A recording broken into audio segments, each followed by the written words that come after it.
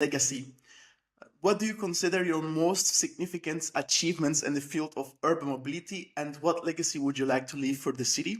Because I understand you also do more than, or you did more than urban mobility. You also helped with urban designing. I went to your website.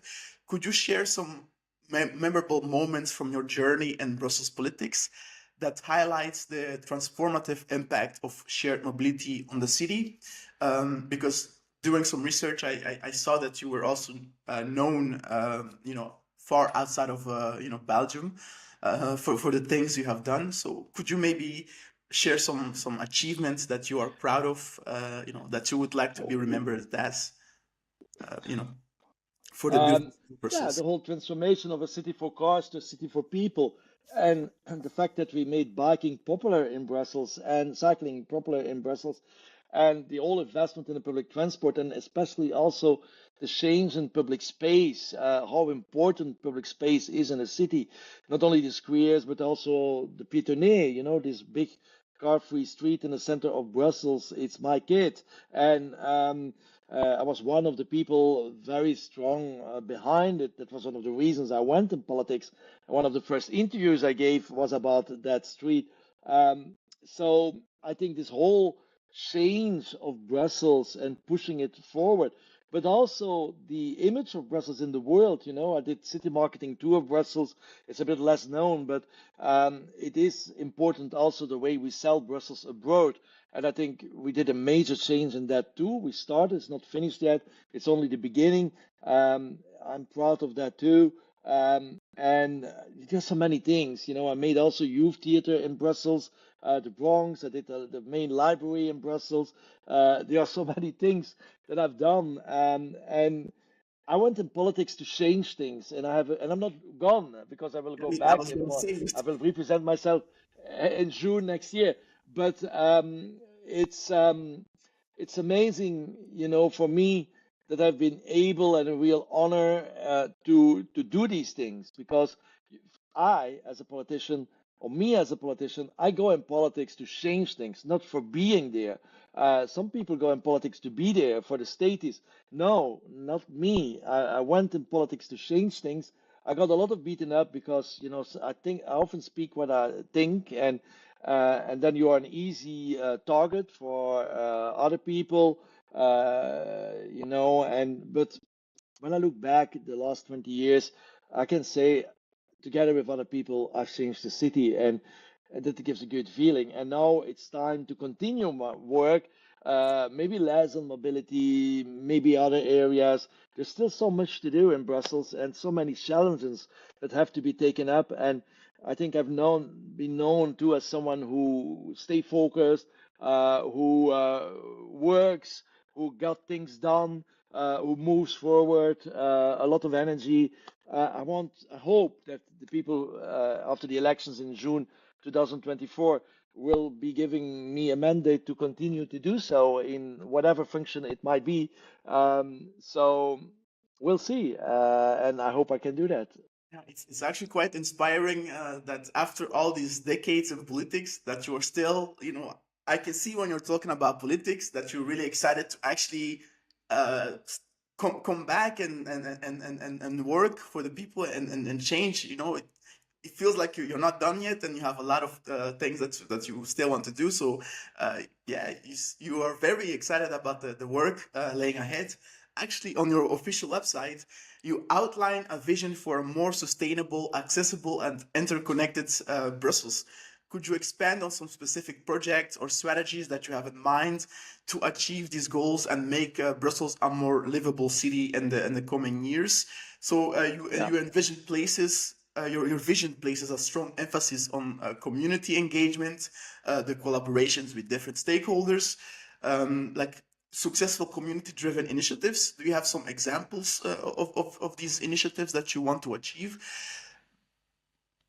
Brussels is a city where 70% of the people living here are foreign born or having parents that are foreign born or grandparents that are foreign born, which means that for us, it's very important to build together this city. It's an international city by definition. It's also a young city.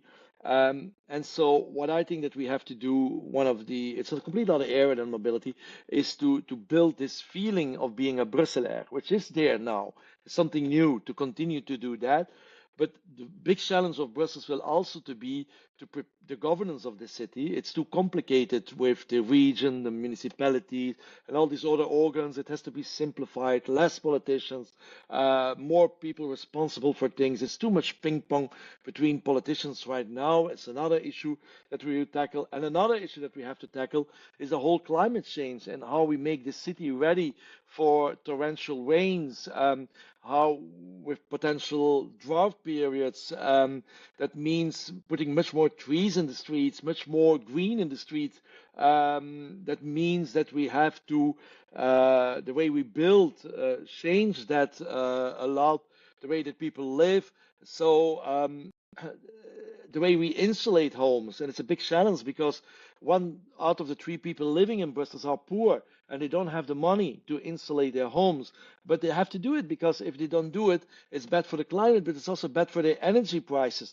So I think the government has to intervene and give rentless loans to these people, and that the government should say we are going to renovate quarter by quarter neighborhoods in order to insulate the homes. It's necessary. So there are big challenges ahead. And I think one of the big issues is that on a governance based, we are not ready for that. So the city has to be more effective in the way it is being governed. Okay, so those are some initiatives that you are looking to tackle when you introduce yourself in June. I hope Clearly. you will be able to continue doing your Thank you work. very much for your support.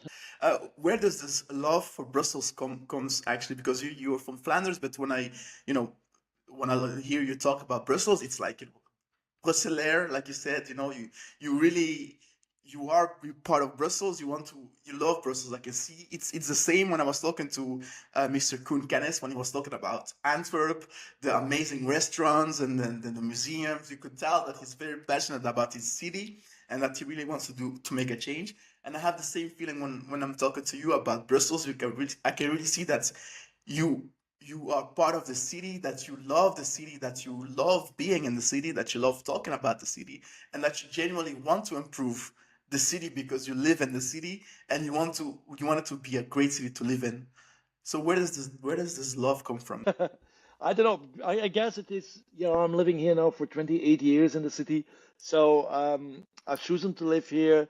Um, we are perfectly imperfect, Brussels is perfectly imperfect.